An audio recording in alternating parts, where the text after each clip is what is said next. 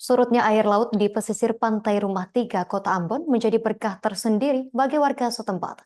Banyak warga turun ke pantai untuk mencari kerang.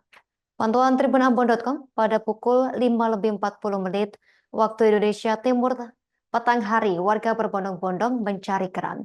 Tak hanya orang dewasa, anak-anak dan remaja pun ikut serta mencari.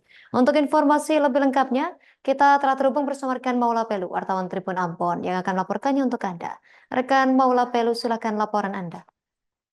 Ya baik, terima kasih rekan Justina, bahwa pada pada Rabu 31 Juni 2024 surutnya air laut di pesisir pantai Rumah Tiga Kota Ambon menjadi berkah tersendiri bagi warga setempat. Banyak warga yang turun ke pantai untuk mencari kerang. Pantauan tribunambon.com pada pukul 17.40 waktu Indonesia Timur warga berbondong-bondong mencari kerang. Tidak hanya orang dewasa, anak-anak remaja pun ikut serta mencari kerang tersebut.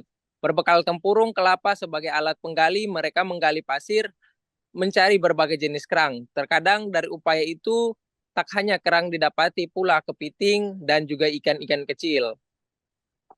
Kurang dari 2 jam warga sudah menenteng banyak kerang bercampur dengan hasil laut lainnya.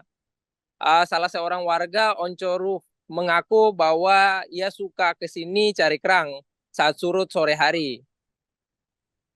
Menurutnya hasil kerang kali ini sudah jauh berkurang dari beberapa bulan sebelumnya, di mana dia mampu mengantongi kerang dan juga ikan hingga 2 kantong plastik ukuran sedang. Ia juga katakan bahwa daerah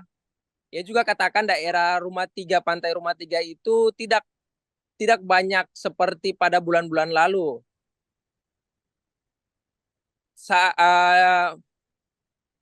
Hal tersebut menurutnya kemungkinan adalah terkait dengan musim. Diketahui area pantai Rumah Tiga juga kerap dijadikan lapangan bola kala air surut. Demikian laporan yang dapat saya sampaikan. Terima kasih. Saya kembalikan ke rekan Justina. Terima kasih rekan Maula Pelu, wartawan Tribun Ambon. Selamat bertugas kembali rekan. Download Tribun X sekarang. Menghadirkan lokal menjadi Indonesia.